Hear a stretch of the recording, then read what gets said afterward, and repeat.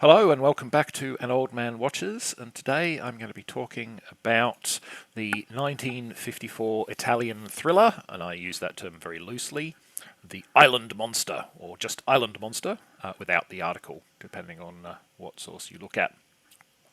And in this film, an Italian government agent is assigned to investigate an island-based drug smuggling ring. It turns out he's terrible at his job. This is probably not an intentional aspect of the script, but certainly that's the way it appears to me as a viewer. And because he's terrible at his job, mob boss Don Gaetano quickly rumbles his identity and kidnaps the investigator's daughter in order to force him to end the investigation.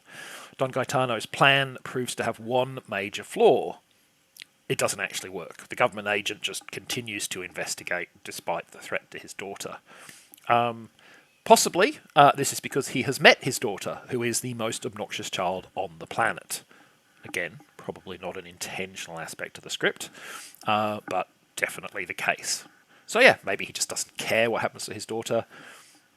Who knows? But certainly, he makes no effort to actually stop the investigation as a result of his daughter being kidnapped, which makes you wonder why his daughter got kidnapped in the first place, frankly.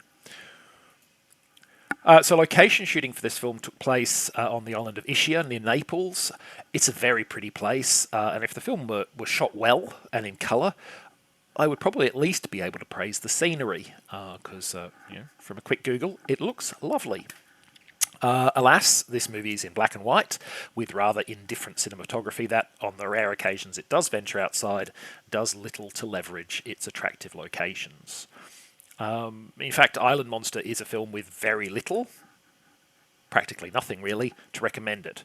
It doesn't even offer the crazy plotting that was frequently a feature of cheap Italian cinema during, well, pretty much the entire latter half of the 20th century. So what does the film have going on? Well, let's talk about that. So, as you can see from the image on your screen, the film features horror icon Boris Karloff. That, coupled with the film's title, might suggest to you that this is a horror movie, and I suspect that any confusion on that front was intentional. It's no such thing, however. The monster here is a purely metaphorical one, a man who, allegedly at least, does monstrous things. The narrative here is a purely mundane criminal investigation narrative. And it turns out Karloff, who plays the monster Don Gaetano, of course, is barely present in the film. He shows up at the beginning and at the end, but he's otherwise entirely off screen. The rest of the cast are all Italian actors you've probably never heard of, unless you're a big fan of Italian cinema. But, I mean, at least one of them, Franca Masi, did have a long and successful career. Presumably, then, she was a reasonable performer. You would never know that, however, if you watch this film in English, as it has some of the most inept, catastrophically bad dubbing I've seen.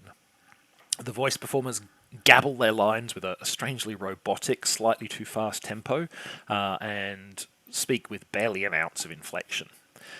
Characters scheme, flirt, relate tales of personal woe and degradation, beg for their child's life, and engage in every other form of conversation in this film with the same verve as if they were reading their grocery shopping lists, which is to say, no verve at all.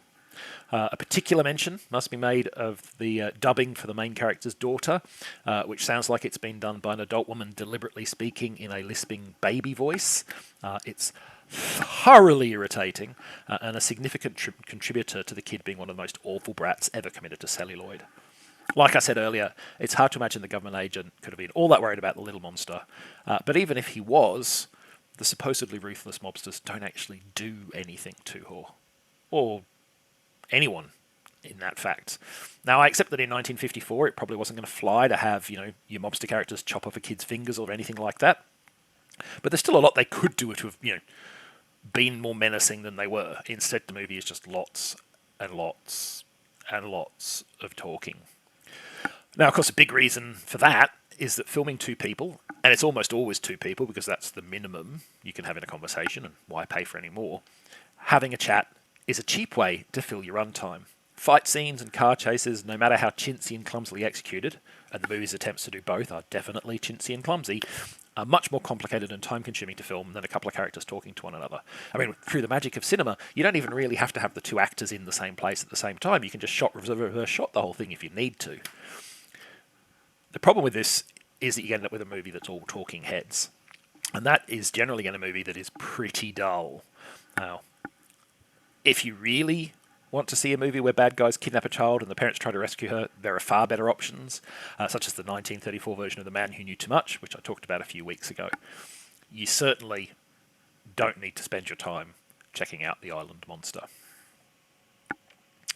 So, next time, a movie you've actually heard of. It's Pixar's 1995 breakthrough hit, Toy Story. But that's next time. Until then, thanks for watching this video, and I hope you enjoyed it.